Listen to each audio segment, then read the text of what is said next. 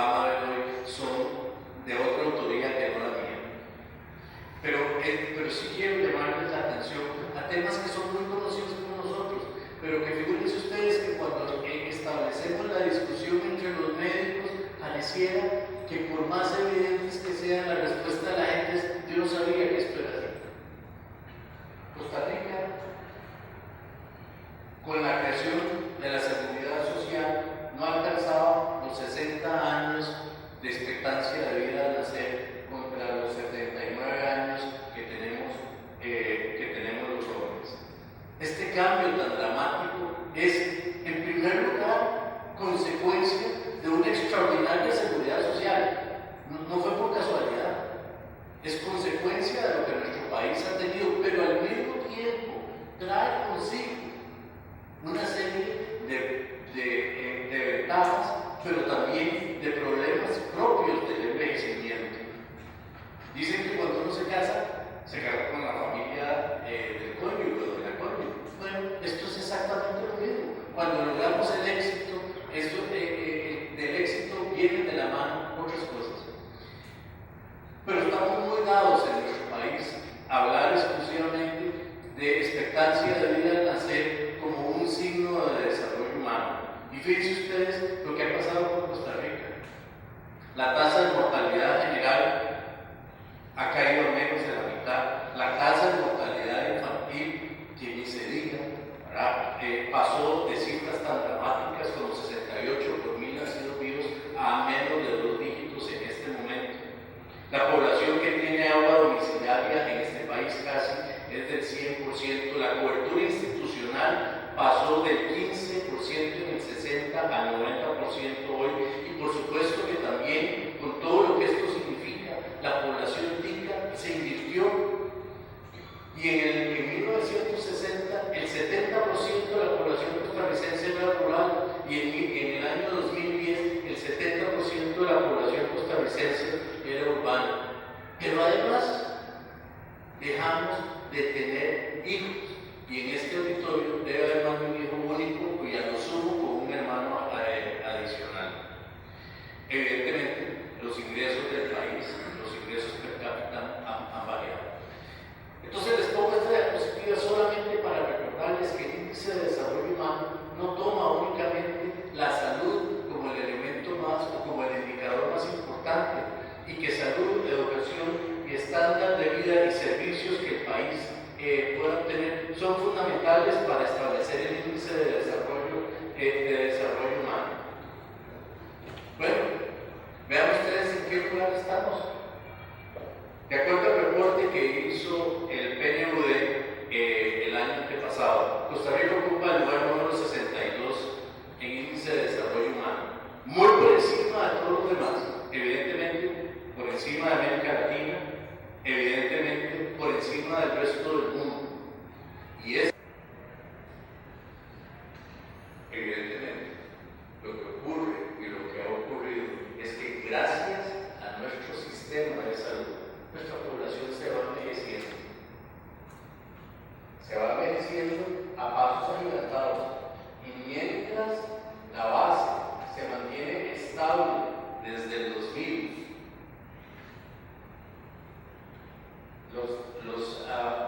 los habitantes mayores de 60 años, con toda su carga epidemiológica, están creciendo.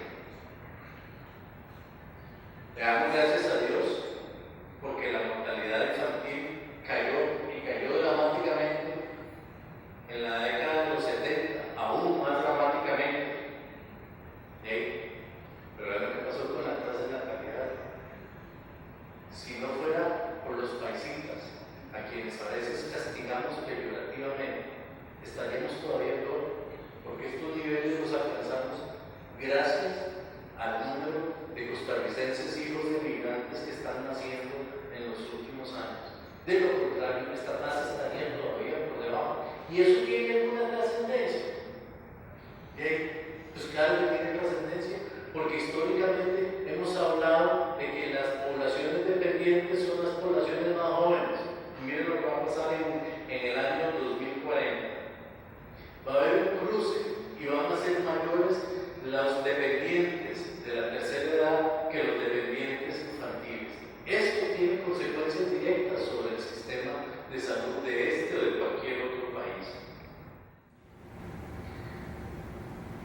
las múltiples consultas, y no estoy hablando de los pacientes policonsultantes que son en sí mismos un problema, ni estoy hablando de los pacientes que utilizan morbosamente el seguro social para fines malsanos.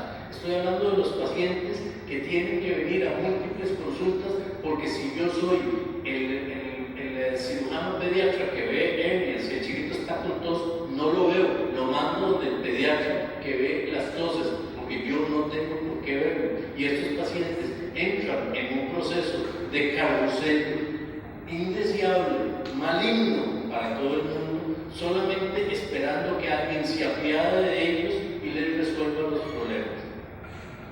Por cada chiquito que tenemos en cualquiera de los hospitales o clínicas, en la consulta externa, tenemos por lo menos un adulto con él. Y probablemente sea mamá, en un país en el que las mujeres son más trabajadoras que las otras, sea mamá la que tuvo que pedir permiso en el trabajo para acompañarlo. Por otro lado, ha venido creciendo la población que está metida dentro del mercado informal.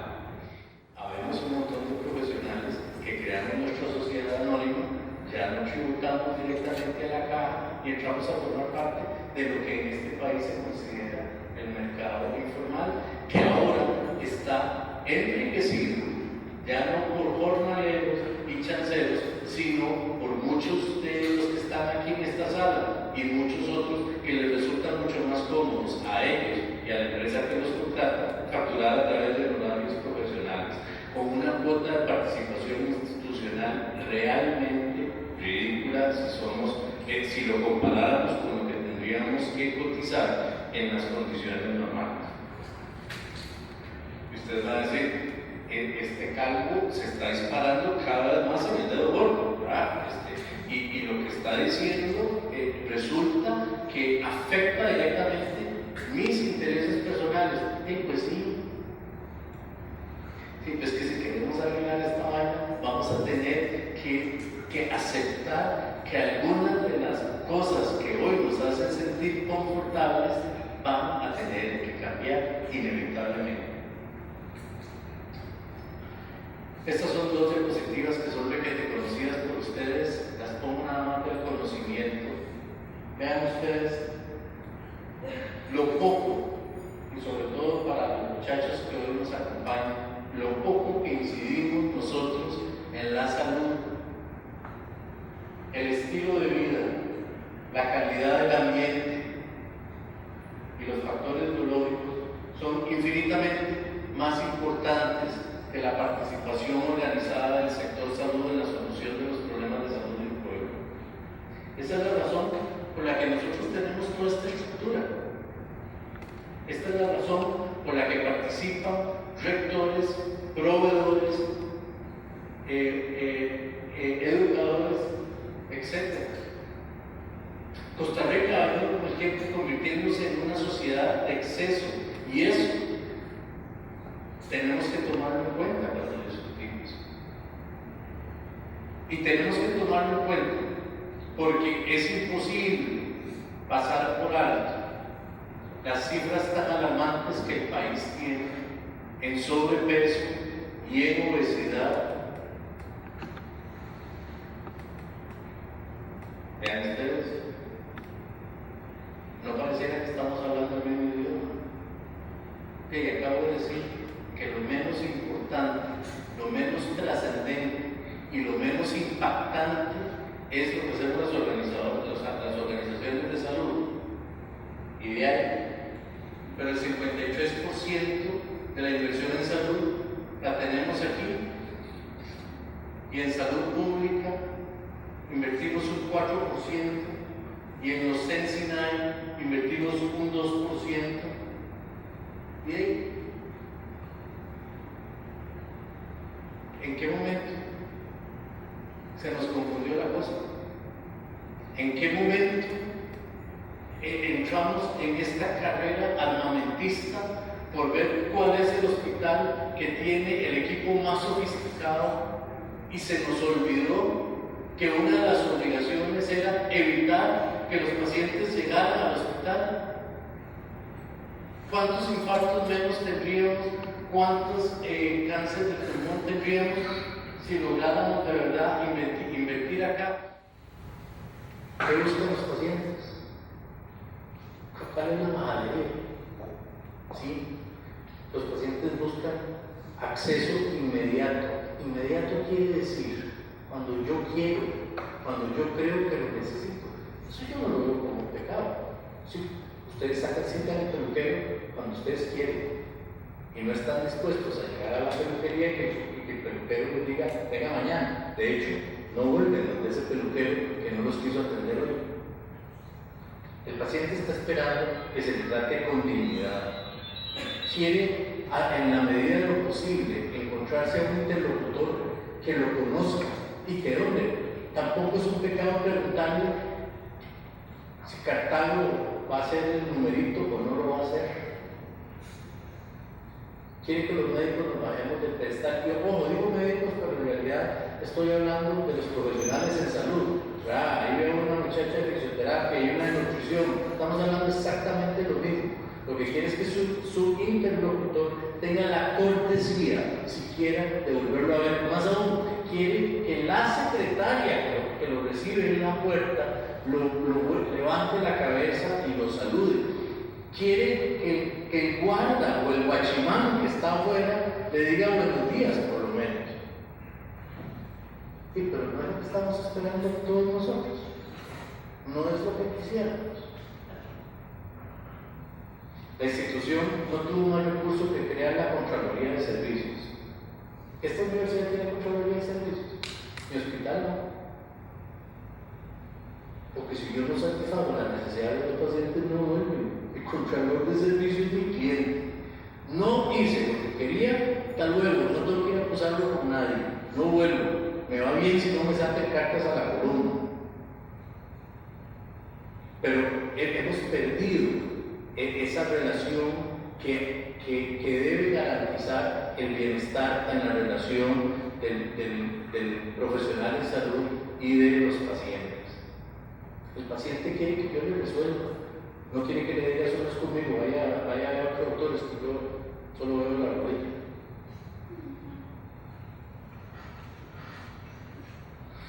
Bueno, con todo esto, ¿hacia dónde vamos?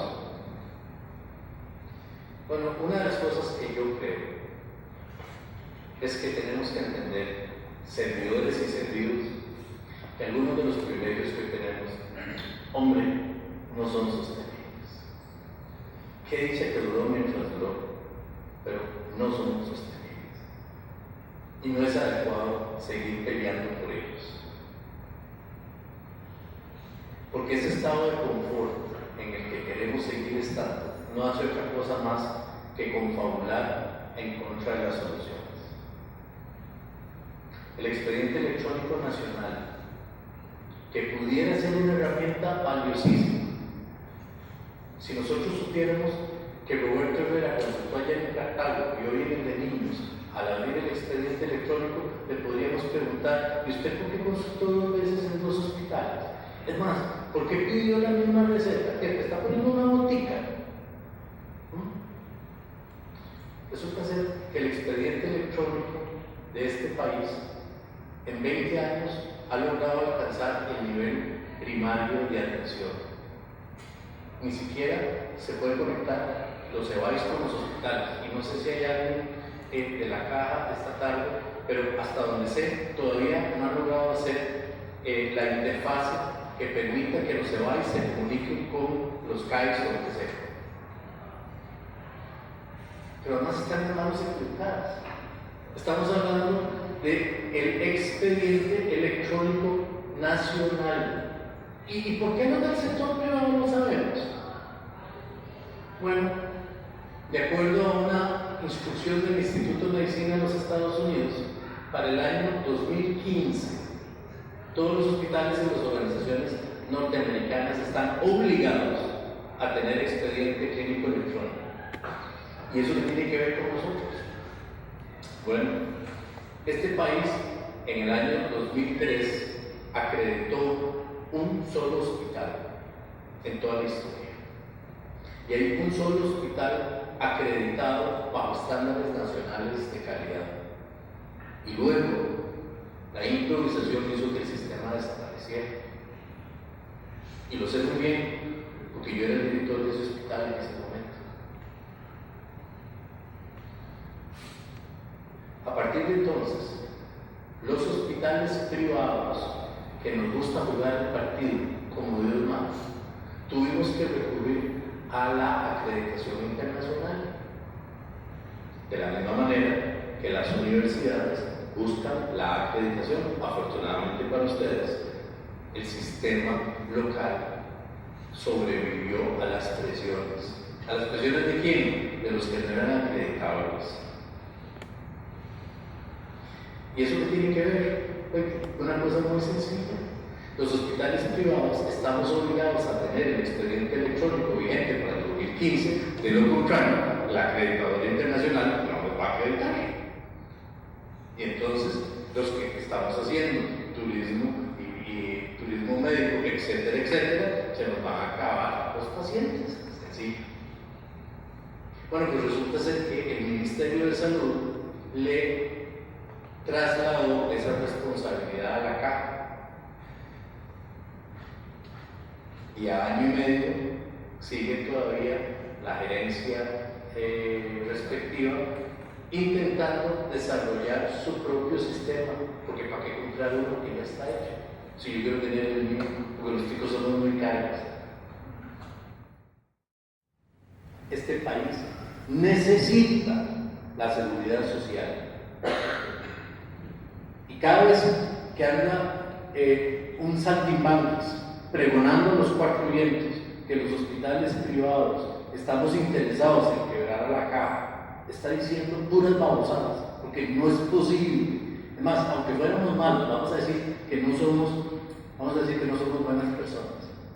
Tendríamos que ser además estúpidos para pretender hacer una cosa de esas. Este país necesita la seguridad social, aún para los que la dejamos hace muchos años.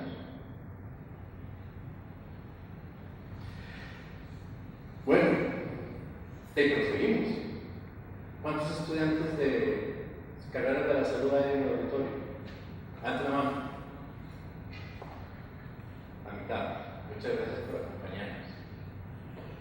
Bueno, voy a contarles que de acuerdo a los datos de los colegios profesionales, el 40% de los profesionales en salud no están trabajando en este momento en las instituciones públicas. Y consecuentemente, la mayor parte de ustedes no va a trabajar en las instituciones públicas. Pero no se vale decir que van a ser taxistas, ni que van a ser limpiacaños, ni nada por el estilo. No se vale, porque el país necesita más profesionales. Como les decía también, después del año 2008, más profesionales trabajan de manera independiente y consecuentemente tenemos ahora un gran grupo de trabajadores informales cubiertos bajo sociedades anónimas.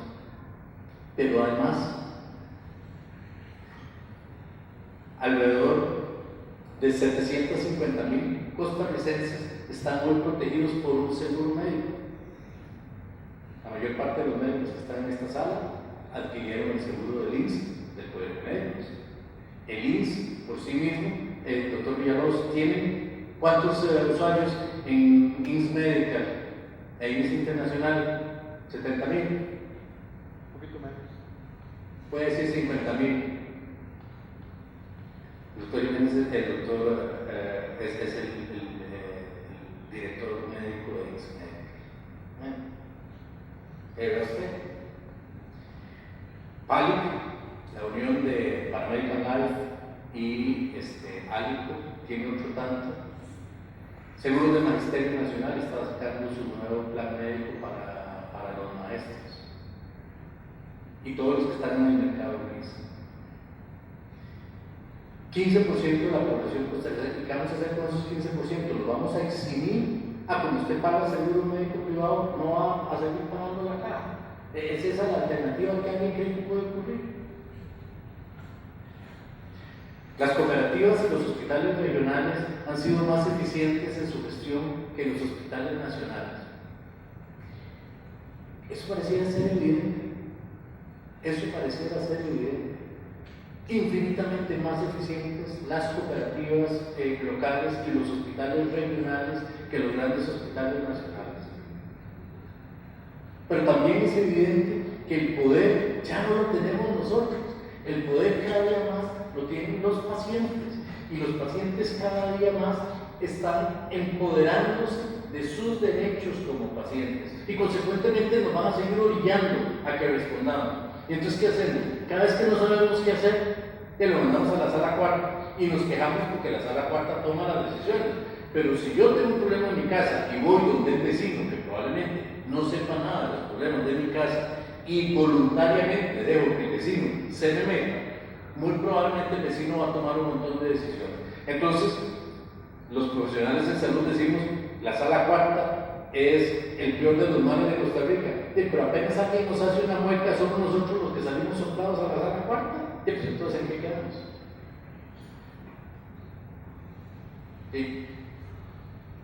Y todo iba muy bien, y ahora sí que la edad. Porque ahora todo lo que dije es, según yo, cierto. Pero además nos metemos a ver los costos que tiene el dar el servicio, y resulta que hoy en día, por todo lo anterior, resulta más caro la consulta médica institucional, y resulta más cara la atención hospitalaria institucional para el 80% de las patologías que lo que resulta en el sector privado. Entonces, además de ineficiente, además de todo lo que ustedes quieran decir, por supuesto que ahora resulta que además es más caro. Claro, no estoy hablando del aneurisma, estoy hablando de la vesícula, estoy hablando de la hernia, estoy hablando de la descompensación diabética y no del coma cetoacidótico. Bueno, ¿qué pensamos nosotros que uno pudiera hacer? Porque el panorama se ve como muy raro, como muy lúgubre, ¿no?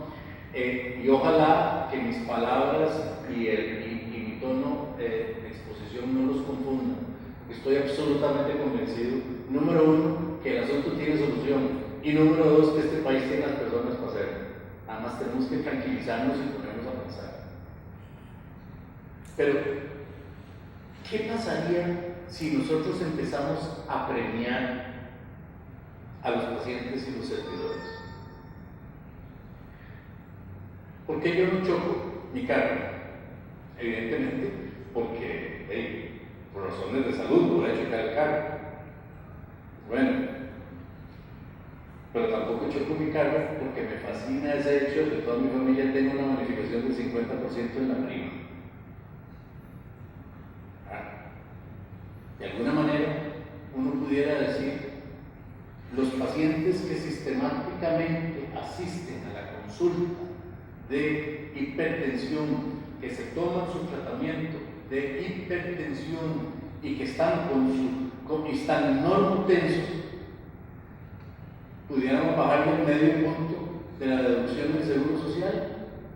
Pero además, igual que sucede con los seguros privados, al fumador empedernido, que sabe que no importa que fume, porque tarde que temprano alguien va a pagar por mi atención a ese, porque va a pagar el mismo 9% que el resto, si deliberadamente está atentando. Es exactamente la misma ecuación que tenemos en todos los seguros.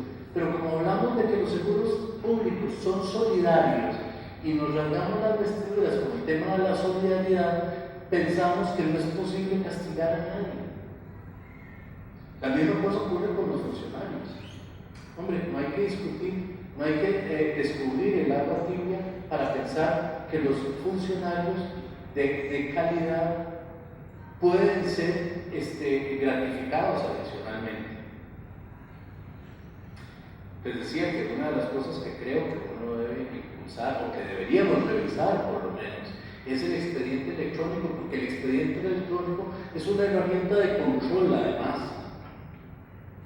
Nuestros hospitales no saben cuánto se gasta en el hospital. Si a un paciente ponemos un médico joven a tomarle una vía y gastó 5 Venocats, nadie se puso a pensar que cada Venocat de esos que se le puso, que se gastaron en el paciente, cuesta 1.500 colones.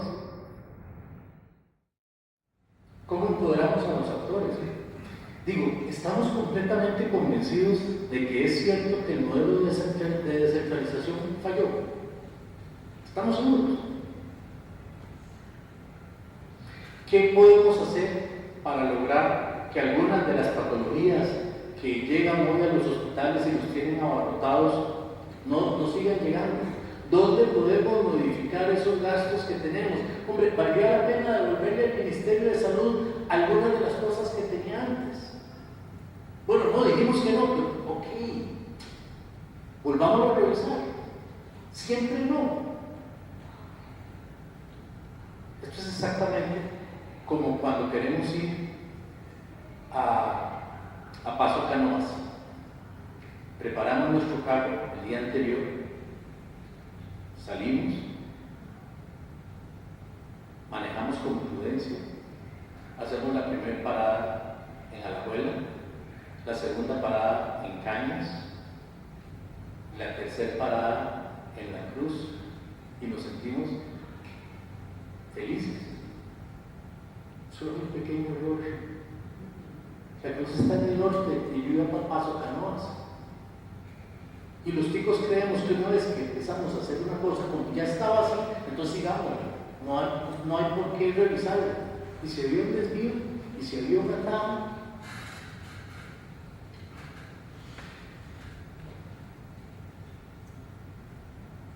En patología altamente compleja, la Caja Costarricense de Seguro Social tiene una instalación extraordinaria.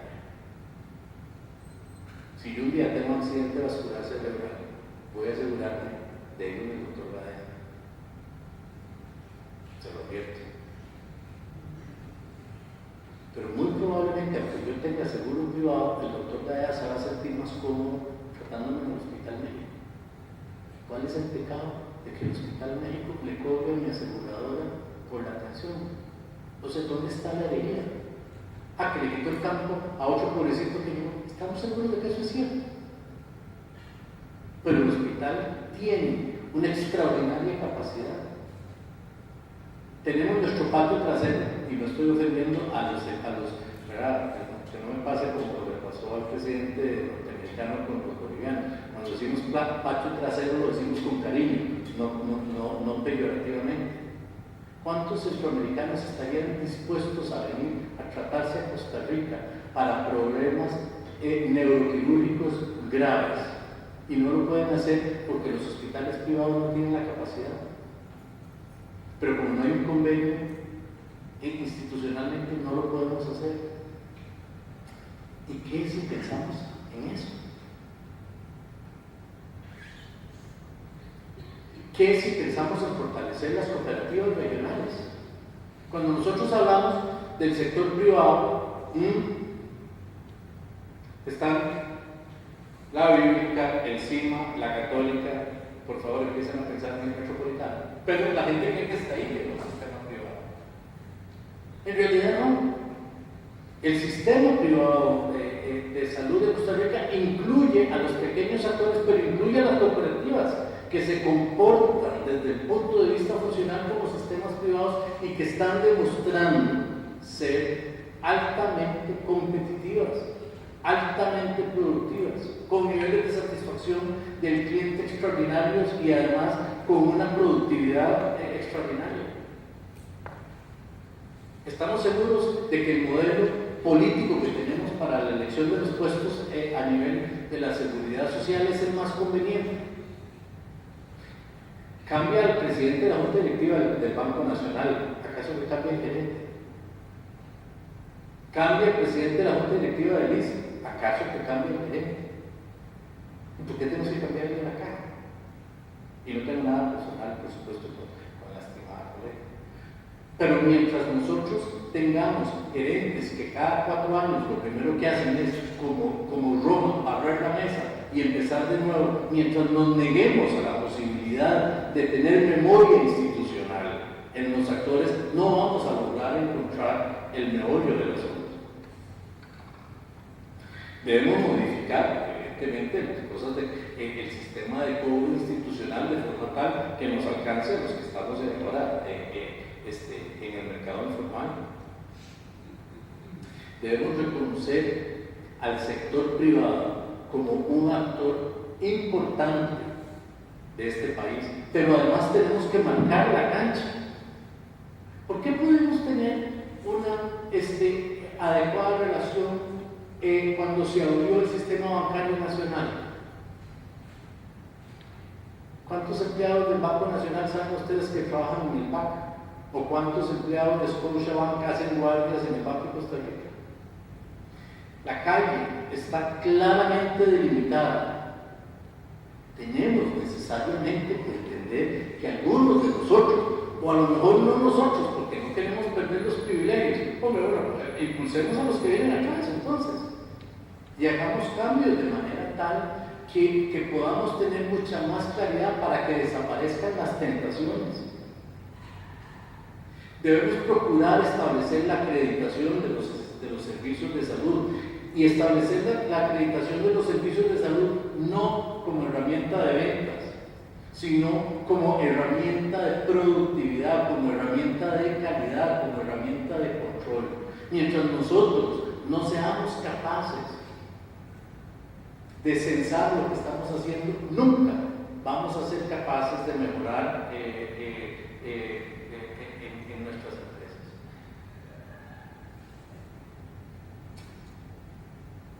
Doctoras, ¿cuál va a ser el rol de los colegios? ¿No? ¿Somos colegios profesionales o somos colegios gremiales? Y lo hago sin ofender. Si nos comportáramos como colegios profesionales, probablemente algunos de los accidentes que ocurren todos los días en el campo de la salud no ocurrirían, porque tendríamos la fortaleza de decir, así es como se hace buena práctica profesional.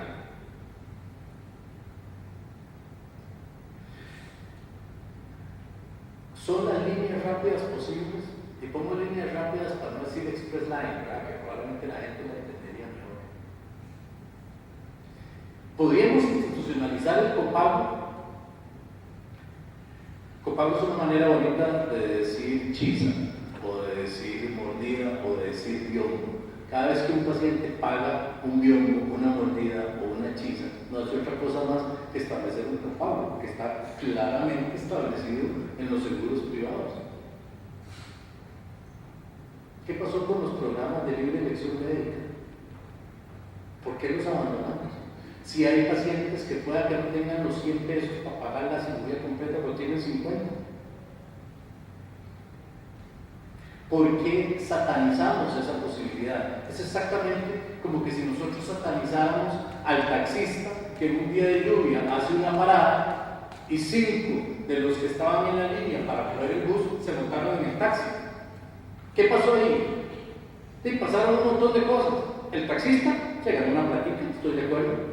5 que iban a llegar más tarde y probablemente empapados a la casa, llegaron más rápidos y secos, pero además 5 que les iba a tocar esperarse al próximo bus, entraron en el bus de ahora. ¿Dónde está el delito?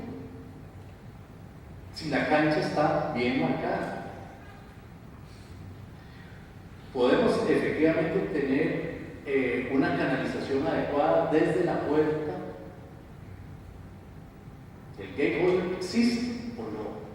Lo podemos nosotros modificar de manera tal que desde muy temprano en la organización pudiéramos nosotros sostener la consulta. ¿Quién dice? Puede ser, ¿verdad? Puede ser, doctor Guzmán, y no necesariamente tenemos que estar de acuerdo, pero puede ser que hay algunas especialidades que requieran para su formación el uso de las instalaciones del Seguro Social. Puede ser. Pero ¿quién dice que tienen que ser pagadas por la caja? ¿Eso no es un sistema de estudios de posgrado o no? ¿Por qué UCIMED o el Hospital de Niños o el Hospital Metropolitano no puede becar a un residente de una especialidad? Porque el colegio profesional no lo permite. ¿Cuál colegio profesional? Si el colegio profesional lo que debería hacer es premiar la excelencia. Probablemente los sindicatos no lo permitan. Y ahí es donde con tanta frecuencia nos confundimos en quién es quién en nuestro colegio. Bueno, los dejo. Nada más, hay accidentes que requieren del error humano. No hay otra forma de que exista.